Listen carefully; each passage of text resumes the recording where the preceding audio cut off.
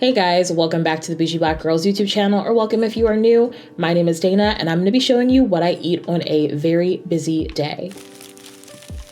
So please be sure to like and subscribe, but we're going to go ahead and jump right in with breakfast for this vlog. I like to start the day off with these immunity shots. Not really sure if it's a placebo or not, but it certainly makes me feel like my day is starting off on the right foot. From there, we're gonna head to the kitchen and I'm gonna toast 2 hash browns in my air fryer. Really, I actually only wound up using 1, so you only need 1 hash brown. But then we're gonna scramble up 2 eggs very quickly.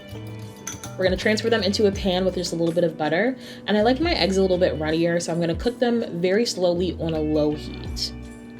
When the eggs are done, I'm gonna set them to the side and I'm gonna take half of an avocado, mash that up really nicely with just a tiny bit of salt and pepper. From there, we're gonna pull the hash brown out of the air fryer, get it plated, add that avocado mash to the top of the hash brown. We're gonna pop those eggs on top. An optional step here is to add about a tablespoon of hot sauce for a little bit of extra kick if you enjoy that. And voila, that is breakfast, our first meal of the day. I like to have this with about 16 ounces of water before we move on to lunch, which is actually where I tend to have my coffee. I don't really like to drink coffee first thing in the morning, but you know, different strokes for different folks. My coffee recipe is super simple, so I'm just going in with some ice cubes and then taking a tablespoon of blonde espresso, adding some hot water and getting that mixed up very nicely here.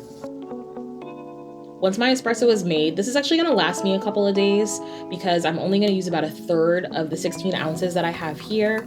And then I'm gonna add a little bit of Fairlife chocolate milk.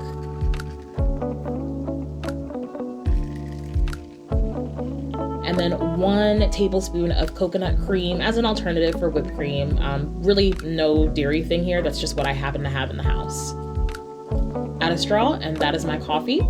This ties me over for, I would say, another about 2 to 3 hours before it is time for my real lunch. So here I'm taking some rustic bread, some Dijon mustard, getting that spread, adding 2 slices of Swiss cheese and a couple of slices of honey ham.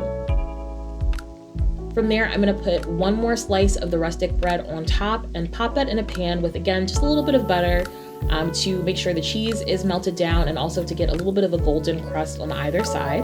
I'm gonna add some of these mini cucumbers to the plate, along with a tablespoon of salmon Philadelphia cream cheese, but you can use hummus or whatever you like to dip your veggies in. And again, a very accessible lunch. This is sort of my take on the ham and Swiss baguette from Starbucks, a really nice and money-saving alternative at home.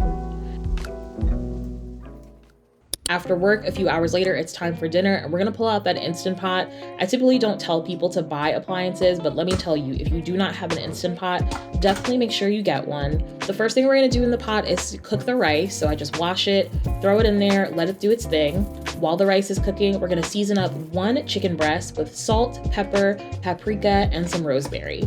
Pop that in the air fryer for 10 minutes. Don't worry if it doesn't cook all the way through, because once we add it to the Instant Pot, it'll do the rest. Once my rice has been cooked, I'm gonna transfer it to another container, fluff it, and then in that same tin in the Instant Pot, we're gonna add half of this container of vegetable stock. We're also gonna go in with whatever frozen veggies you have in the house. And so for today, that was frozen broccoli and carrots for me.